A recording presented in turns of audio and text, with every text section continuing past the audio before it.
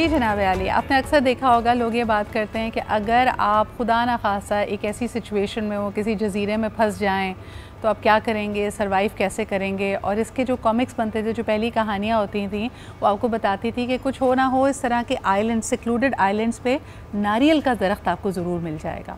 और इसकी वजह यह है कि उससे आपको फ्लूइड्स भी मिल जाते हैं, खुराक भी मिल जाती है। तो कई दफ़ा नारियल के दरख्त को ट्री ऑफ लाइफ भी कहा जाता है और उसकी सिम्बलिज़म भी बड़ी स्ट्रॉन्ग है।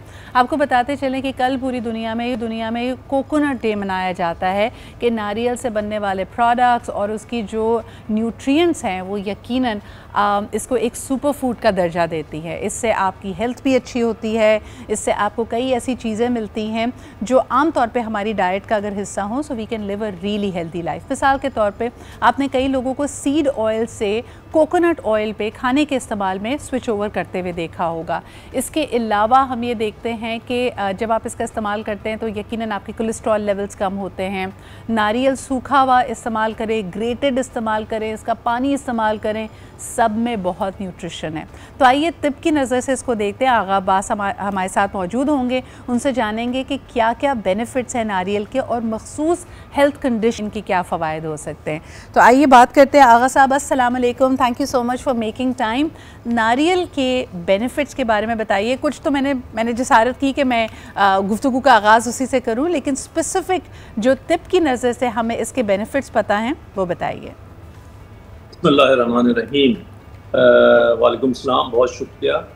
देखिए, तिब की नज़र से देखने के लिए मैं अर्ज़ कर दूँ कि आजकल पूरी दुनिया में नारियल का इस्तेमाल और नारियल के तेल का इस्तेमाल और नारियल के पानी का इस्तेमाल बहुत ज़्यादा किया जा रहा है, बिलखुसूस शुगर के मरीज़ों के लिए, क्योंकि इसमें कार्बोहाइड्रेट की मिक़दार बहुत ज़्यादा कम है। और दिल के मरीज़ों के लिए फ़ायदेमंद इसलिए है कि ये इसमें पोटाशियम की मिक़दार बहुत अच्छी है, तो दिल के मरीज़ों को इस्तेमाल कराया जा रहा है और शुगर के मरीज़ों को इस्तेमाल कराया जा रहा है। और बाकायदा जो ब्रेड है या रोटी है उसमें इसको शामिल करके खिलाया जा रहा है ताकि शुगर कंट्रोल में रहे। और मैदे के जितने भी मरीज़ हैं हमारे तिब की दुनिया में, आप समझ लीजिए इसको अक्सीर आज़म का दर्जा हम देते हैं, क्योंकि मैदे के जितने भी जुमला अमराज हैं वो नारियल के पानी से दूर हो जाते हैं, नारियल की गिरी से दूर हो जाते हैं, बवासीर की शिकायत इससे दूर हो जाती हैं, नक्सीर जिनको फूटती है वो मसले इससे दूर हो जाते हैं, कॉन्स्टिपेशन इससे दूर होता है, अल्जाइमर इससे दूर होता है। और बस गुर्दों के जो मरीज़ हैं, क्योंकि इसमें पोटाशियम बहुत ज़्यादा है, तो गुर्दों के मरीज़ को थोड़ा एहतियात के साथ इसे इस्तेमाल करना चाहिए। अच्छा, ये जो बॉडी के फ़ायदे के लिए तो है, लेकिन हामला ख़वातीन के लिए सदियों से ये बात बुज़ुर्ग ख़वातीन कहती चली आ रही हैं और आज़माया हुआ नुस्खा है, मुजर्रिबात में से है कि हामला ख़वातीन अगर इसे जब खाती हैं तो बच्चा बेहद हसीन और ज़हीन पैदा होता है। और चूँकि इस पर रिसर्च आ चुकी है कि जो हामला ख़वातीन खाएँ तो उनके बच्चों की एज ज़्यादा होती है, और जो लोग इसको ख़ुद तनावुल फरमाते हैं सबसे ज़्यादा, तो इस पर रिसर्च मौजूद है कि ये एंटी एजिंग भी है और ये आपकी लाइफ को बढ़ाता है, आपकी एज को बढ़ाता है। अच्छा, वक्त के साथ साथ हम देखते हैं कि बहुत सारे लोग जब जल्दी अमराज का शिकार होते हैं, मुझे ये बताइएगा आगा साहब, किसी ने मुझे बताया कि मुख्तलिफ़ किस्म की स्किन इन्फेक्शंस या अगर खुदा न खास्ता स्किन रिएक्ट करती है तो सबसे माइल्ड ऑइंटमेंट जो हो सकता है वो नारियल का तेल है। यहाँ तक कहा जाता है कि अगर जले का निशान हो और आप उस पर बाकायदगी से नारियल का तेल लगाएं तो वो जले का निशान चला जाता है। और इस हवाले से ज़रा हमारी रहनुमाई कीजिएगा कि क्या ये बात दुरुस्त है? बिल्कुल ऐसा ही है, बिल्कुल ऐसा ही है, आप बिल्कुल दुरुस्त फरमा रही हैं। जले हुए निशान को भी ख़त्म करता है और स्किन की तकरीबन, मैं अर्ज़ कर दूं कि तकरीबन टोटल प्रॉब्लम्स इससे सॉल्व हो जाती हैं।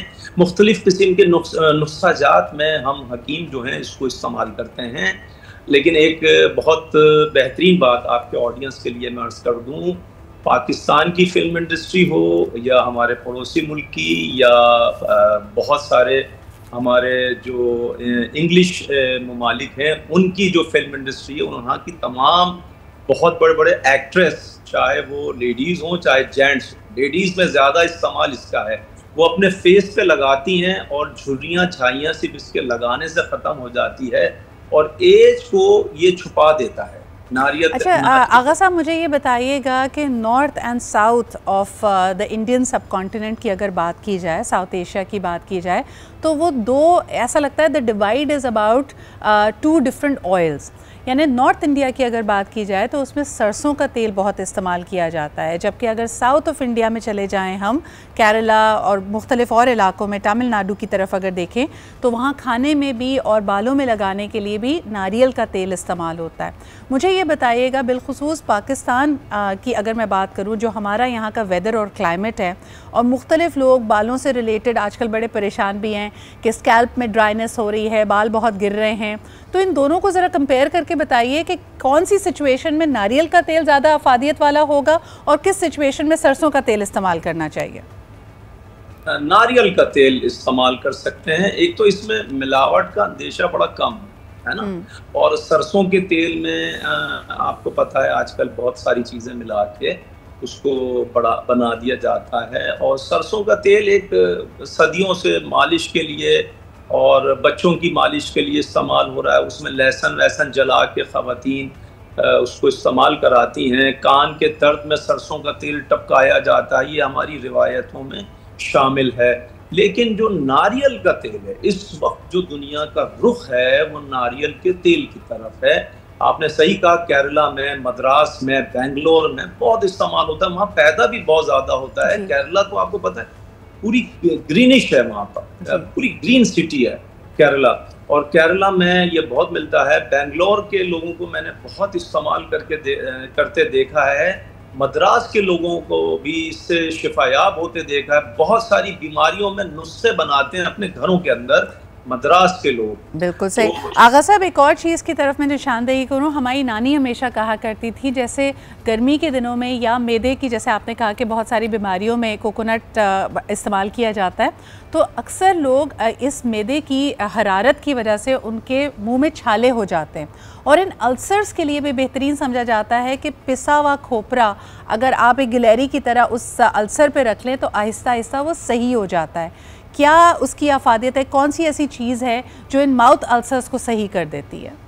बिल्कुल ऐसा है। असल में मुंह में जो छाले हो जाते हैं लोगों के, और अक्सर ख़वातीन के जब पान खाने से चूना ज़्यादा लग गया तो मुंह कट जाया करता था, तो उस वक्त मशहूर थी ये बात कि फ़ौरन उसकी जो गिरी है उसको तोड़ के वो चबाती थी, तो वो खुद ब खुद ही वो छोटा सा पाउडर टाइप का बन जाता था। सही। तो वो उसको खाती थी तो उनका जो मुंह कटता था वो 1 घंटे में वो तकलीफ दूर हो जाया करती थी। और मुंह के छालों के लिए आपने बिल्कुल सही कहा, अगर ज्यादा पुरानी गिरी ना हो और उसमें ब्लैकिश, उसके जिल्द के ऊपर, पीछे स्किन के ऊपर ब्लैकिश ना आई हो, तो उसको थोड़ी देर के लिए भिगोइए, और भिगोने के बाद उसको मुंह में रख के चबा लीजिए, तो मुंह के छाले दोनों तरफ जो गाल के अंदर होते हैं वो फौरन 1-2 से 3 दिन में ख़त्म हो जाते हैं। बहुत शुक्रिया आगा साहब हमारे साथ मौजूद होने के लिए, और ये जो हमारी मिथ्स हैं और थोड़ी मैं कहती हूँ इसको अर्बन विजडम जो चल रही है उसको वेरीफाई करने के लिए कि इनमें वाकई कहाँ कहाँ हमारे पास ये मौजूद है हिकमत कि आप इन मसाइल का हल कोकोनट से कर सकते हैं। एक छोटा सा ब्रेक लेते हैं, वील बी राइट बैक।